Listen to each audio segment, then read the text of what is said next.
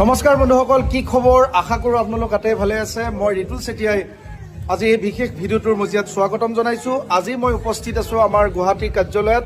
চাওক, চাৰিওফালৰ পৰা এনেকৈ ভিৰ কৰি পেলাই আগুৰি ধৰা দেখা গৈছে। এইসকল হ'ল একোগৰাকী ঘৰ গৃহিণী, কলেজীয়া ছাত্ৰ ছাত্ৰী আৰু বিভিন্ন চাকৰি ব্যৱসায়ৰ লগত জড়িত।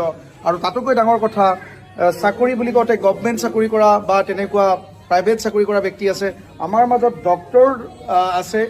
কাৰণ এই ব্যৱসায়টো শুদ্ধ আৰু সঁচা, গতিকে প্ৰমাণ হৈছে। গতিকে খুব সুন্দৰকৈ আমি এনজয় কৰিছোঁ। ভাল লাগিছে নে আপোনালোকৰ? সঁচাই ভাল লাগিছে। আপোনালোকে কি কৰে?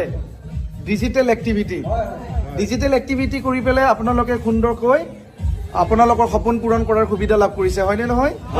হয়। গতিকে এই কাম কৰিবৰ কাৰণে ক'ৰবাত ওলাই যাব লাগে জানো? নালাগে। আজি যথেষ্ট ব্যক্তিয়ে আমাৰ মাজত এনেকৈ বিভিন্ন ধৰণে তেওঁলোকৰ ৰেংক এচিভ কৰি পেলাই